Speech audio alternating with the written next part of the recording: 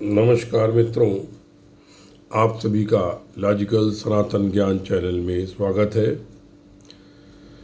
इस चैनल में हम विज्ञान के माध्यम से सनातन को समझने का प्रयास करते हैं और आप लोगों की जिज्ञासाओं को शांत करने का प्रयास करते हैं।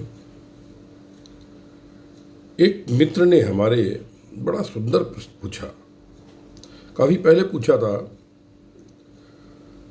वो हमारे मित्र जो हैं वो हमारे इंजीनियरिंग कॉलेज के पास आउट है, मतलब HGTI कानपुर के हैं, और वो वेदों पर काफ़ी काम कर रहे हैं, उपनिषद पर काम कर रहे हैं।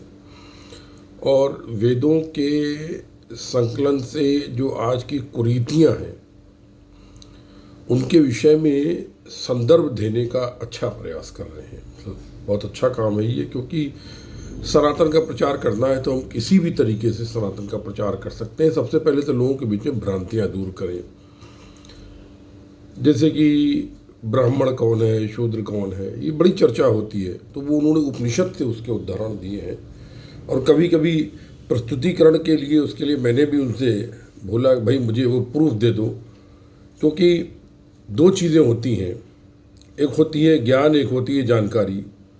आपको ज्ञान है, लेकिन अगर आपको शब्दों की जानकारी नहीं है और कोई साक्ष्य नहीं है, क्योंकि कोई भी चीज़ हो श्रुति से मिलनी चाहिए। श्रुति मतलब वेदों में उसको अंतिम सत्य मिलता है, वही माना जाता है। तो उसके लिए तो कैसे काम चलेगा।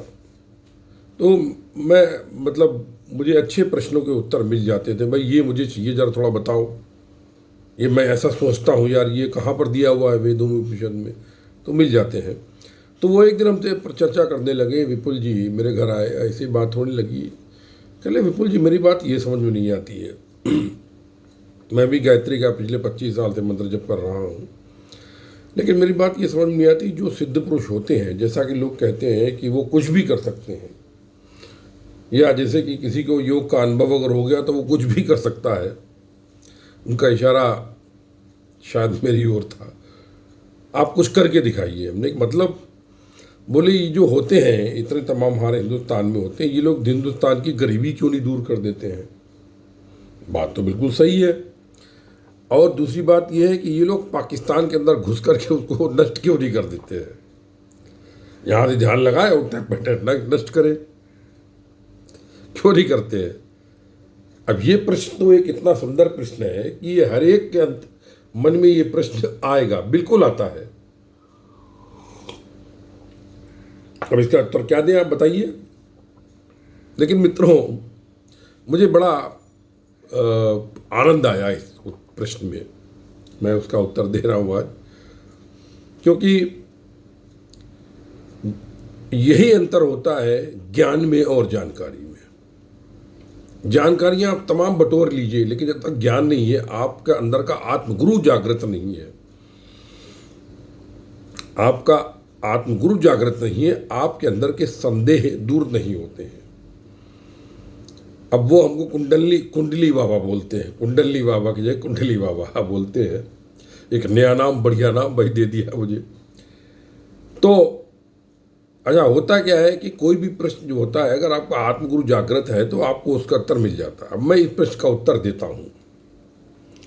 जो उनका प्रश्न है, प्रश्न ये है कि जो सिद्ध पुरुष जैसे कि तैलंग स्वामी हुए, श्यामाचल लठी महाराज हुए, और तथाकथित वर्तमान में पुटुपुर्ति के साईं बाबा हुए, बहुत चमत्कारों की बात उनकी।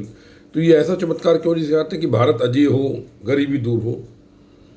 ये उनका प्रश्न मेन है। मतलब उस विषय में ये कहना चाहता हूँ कि आप महाभारत देख लीजिए, उसमें तो स्वयं ब्रह्म के अवतार भगवान श्री कृष्ण मौजूद थे, और वो भी ये नहीं कर पाए। क्यों नहीं कर पाए? क्योंकि उन्होंने भगवत गीता में बोला है, हे अर्जुन मुझे जगत में कुछ भी ऐसा नहीं जो मैं प्राप्त ना कर सकता हूँ, कुछ भी ऐसा नहीं जो मैं नहीं जानता हूँ, लेकिन मैं सृष्टि के कर्म के बंधनों से बंधा हूँ, सृष्टि के नियम कानून से बंधा हूँ। ये बात उन्होंने कही भगवत गीता में। क्यों कही? क्योंकि सनातन के को समझने के लिए जब तक में आपके अंदर विश्व बंधुत्व की भावना नहीं आती है, तब तक में वो सिद्धियां आप ना तो मिल सकती हैं और ना ही आप प्रयोग कर सकते हैं। अब जैसे श्यामाचल लड़ई महाराज कहते, तलेन स्वामी कहते थे कि जो हिंदू हैं उनको पूजा पाठ करनी चाहिए, राम को मतलब अपने भगवान को याद करना चाहिए, जो मुस्लिम हैं उनको 5 वक्त नमाज पढ़नी चाहिए। ऐसा क्यों कहते थे? क्योंकि वो मानव जाति के अंदर, जैसे हमारे गुरु महाराज स्वामी विष्णु तीर्थ जी महाराज, हमारे परम गुरु स्वामी शिवम तीर्थ जी महाराज जो जीवनी लिखी विष्णु जी महाराज के हृदय मंथन में जिक्र आया है, वो कहने लगे, बड़े शिवम विष्णु तीर्थ जी महाराज बोले कि मेरे अंदर तो स्त्री पुरुष का भेद ही मिट गया। ये होती है योग की और महापुरुषों की अंतिम अवस्था कि वो सिर्फ जीवों के अंदर आत्म तत्व देखते हैं। और यही भगवान श्री कृष्ण ने कहा, सभी जीवों में है अर्जुन तू मुझको देख। ये चीज जो होती, जब ये भावना आ जाती है तो कौन तुम्हारा शत्रु है, कौन तुम्हारा मित्र है। और दूसरी बात, आप अगर महाभारत देखें तो उसमें 10 ऐसे शाप थे जिनके कारण महाभारत हुई। आजकल तो नेट, हमारा सबसे बड़ा गुरु आज का जो है वर्तमान में, वो तो गूगल गुरु है। गूगल गुरु आप देखिए, आपको मिल जाएगा, निश्चित रूप से मिल जाएगा, क्योंकि सब कुछ दिया रहता है, उसमें जानकारी पूरी रहती है। उसमें दिया होगा कि महाभारत के कौन से ऐसे 10 शाप थे जिनके कारण ये युद्ध हुआ। तो सबसे पहला शाप तो यही था कि भीष्म, और समझाने के लिए जगत में कि उल्टी सीधी बिना सोचे समझे प्रतिज्ञा ना करो, भीष्म ने प्रतिज्ञा करी है, शांतनु के पुत्र भीष्म ने, मैं विवाह नहीं करूंगा, आप शादी कर लो। अब उसके बाद में अपने क्या नाम बोल रहा हूं मैं, नहीं शांतनु नाम शायद यही था शायद। अब उसके बाद में उन्होंने गंगा से शादी करी, गंगा की सुंदरता देखी तो गंगा के पीछे क्या था, 8 वासुदेव पूर्व जन्म में, जो 8 वासुदेव जो हमारे शरीर को, सृष्टि को संचालित करते हैं वासुदेव। मैंने अपने freedhyan.blogspot.com पर और सनातन ज्ञान चैनल पर भी क्लिप भी डाला है। वो उनमें से एक वसु ने वशिष्ठ की गाय चुरा ली, कामधेनु। जब वशिष्ठ को मालूम पड़ा तो वशिष्ठ ने उनको शाप दे दिया, तुम्हें मानव योनि भोगनी पड़ेगी।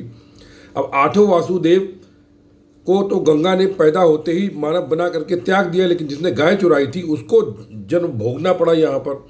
अब वो भीष्म के रूप में आए। अब भीष्म ही महाभारत का मुख्य कारण बने, क्योंकि प्रतिज्ञा कर ली और आंखों पर पट्टी बांधे वो सिंहासन के लिए रहे। तो ये इस तरह शिक्षा भी दी उन्होंने, जगत में कैसे रहे ये शिक्षा भी दी और ये भी दी। इसके अलावा और भी शाप थे। अंबालिका जब अपने शादी करने के लिए लाए थे, तो ये सब आप पढ़िए, महाभारत में विस्तार में नहीं जाऊंगा। ऐसे कम से कम 10 शाप हैं जिनको फलित होना था। महाभारत भगवत गीता होनी थी। तो मतलब यहां पर क्या हुआ, ये तो क्या नाम है, गांधारी भी इनको यदुवंश के नष्ट होने का शाप दे, मतलब क्या कहते हैं कि तुम्हारा वंश, यदुवंश नहीं तुम्हारा वंश कृष्ण नाश हो जाए, तुमने मेरे साथ युद्ध कराई। गांधारी ने ऋषिकेश को शाप दिया था। तो ये सब शाप ही है। शाप का मतलब क्या हुआ, तुम्हारे दुष्कर्म, तुम क्रोध में आए, तुम आवेग में आए, तुम भावनाओं के साथ बह गए और तुमने कुछ ऐसा अपने तप के बल के दूसरे को श्राप दे दिया कि दूसरा उसे भोगे। अब वो जब भोगना है तो तुम भगवान श्री कृष्ण क्या करेंगे, क्या कर लेंगे, क्या कर लेंगे और क्या करेंगे और क्यों करेंगे, क्योंकि वो भी सृष्टि के नियम से बने हैं। जब मानव रूप में आए तो सृष्टि के नियम में बंधे थे। तो मानव रूप में जो भी आता है वो सृष्टि के नियम में बंधा होता है। वो चाह करके भी वो, क्योंकि वो यही लगता है कि ये सारा कार्य तो जब प्रभु करा रहा है, जब ये फीलिंग हो जाती है, ज्ञान हो जाता है कि करने वाला तो यार वही है, मैं तो बेकार में भोग रहा हूँ। मैं बेकार, जैसे मैं अपने को सोचूं, मैं कह सकता हूँ यार बकवास कर रहा हूँ, मैं कुछ नहीं कर रहा हूँ मैं, क्योंकि कौन किसको समझा रहा है, जो सुन रहा है वो भी ब्रह्म है, तुम भी ब्रह्म हो, हम भी ब्रह्म है। बस ये है कि तुम जानते नहीं हो, हम जान गए ईश्वर की लीला से। तो जब ये जान लेता है आदमी तो कौन किसको मारेगा। राजा जनक को जब अष्टावक्र ने दीक्षा दी थी तो यही कहा था, जनक तुम मुझे पहले अपना जो है दीक्षा, मुझे अपना वो दे दो, क्या नाम है, गुरु दक्षिणा। क्योंकि जब तुम्हें ज्ञान हो जाएगा कि सर्वत्र ब्रह्म सर्वस्व ब्रह्म आत्म तत्व ब्रह्म का ही रूप है, आत्म तत्व जो विभिन्न पॉकेट्स में विभिन्न थैलों में बंद होकर घूम रहा है, वो ऊर्जा वो ब्रह्म की वो सब है, वो तो हमारी तुम्हारी एक ही है, तो कौन किसको देगा, कौन किससे लेगा, ये बताओ। अष्टावक्र जानते थे लेकिन फिर भी उन्होंने ली। क्यों ली? वो जनक को उपदेश दे सकते थे, जानते थे, उन्होंने दक्षिणा क्यों ली? अपने पिताजी की मौत जो उनको आपने पता होगा, सब मैं डिजिटल में जा रहा हूँ, मेरे ब्लॉग पर दिया हुआ है कथा, तो उसके लिए वो आए थे, तो क्यों अपने पिताजी की मौत का बदला लिया? अपने पिताजी के उसका घमंड गर्व को दूर करने के लिए क्यों आए थे वो?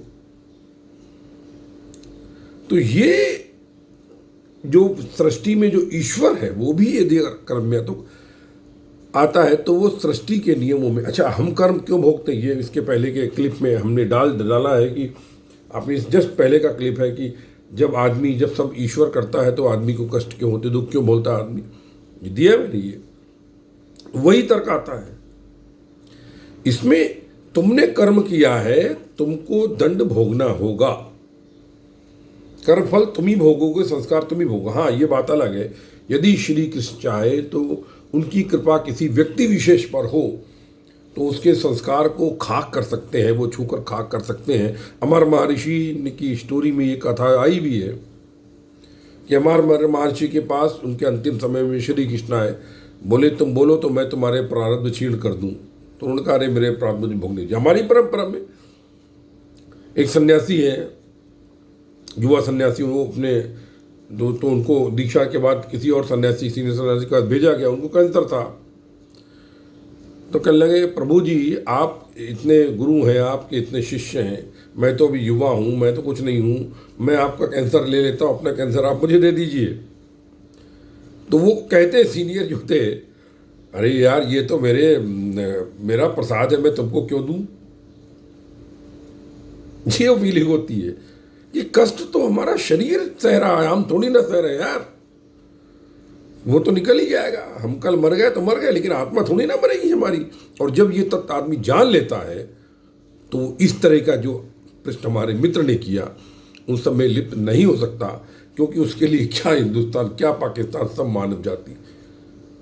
अब देखिए, हमारे सिख परंपराओं में तमाम गुरु हुए,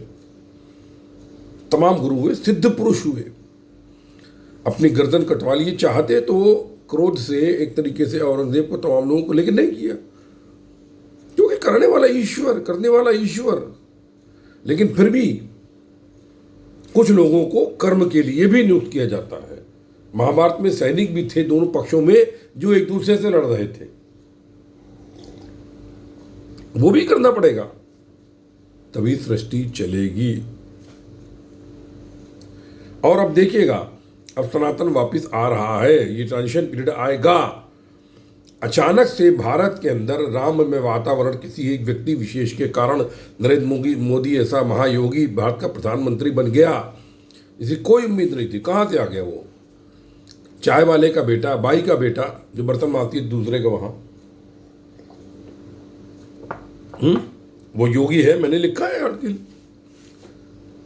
उसके टक्कर का कोई योगी नहीं है। जो मतलब मैं राजनीतिक बात नहीं कर, योगी आदित्यनाथ वास्तविक योगी नहीं है, केवल पद के हैं, लेकिन वास्तविक योगी तो मोदी है, क्योंकि इसके जो कर्म है, जो हरकतें हैं, मैंने उस पर लिखी हैं, जो बातें आप देखिए कभी। इन्हीं शब्दों के साथ मैं अपनी वार्ता समाप्त करता हूँ। मुझे लगता है आपको उत्तर मिल गया होगा। आप लोग कठिन से कठिन प्रश्न कीजिए। अगर चैनल अच्छा लगे तो सब्सक्राइब करें, लाइक करें, शेयर करें, और अधिक से अधिक लोगों को प्रेरित करें कि लोग सनातन के विषय में जो भ्रांतियाँ, जो हमारे वामियों ने, कांगियों ने, तमाम लोगों ने जो हमारे सनातन को नष्ट करने का प्रयास किया है, उनको मुंह तोड़ जवाब दे सकें। आप लाइए, प्रश्न कीजिए, कठिन से कठिन कीजिए, प्रश्न कीजिए। और कोई भी मूर्ख अज्ञानी यदि बकवास करता है सनातन के बारे में, आप मुझे व्हाट्सअप कर दीजिए 9969680093 9969680093 पर व्हाट्सअप कर दीजिए। आपके प्रश्न का उत्तर क्लिप बना करके दे दिया जाएगा। हमारा सनातन शुद्ध वैज्ञानिक ज्ञान के ऊपर आधारित पद्धति है, कोई एक किताब के ऊपर नहीं है।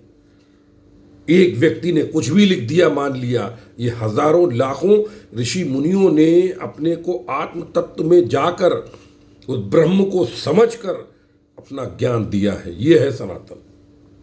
चलिए, जय गुरुदेव, जय महाकाली। आप सभी के हृदय में उपस्थित परम ब्रह्म को नमस्कार करते हुए, सर्वत्र ब्रह्म सर्वस्व ब्रह्म।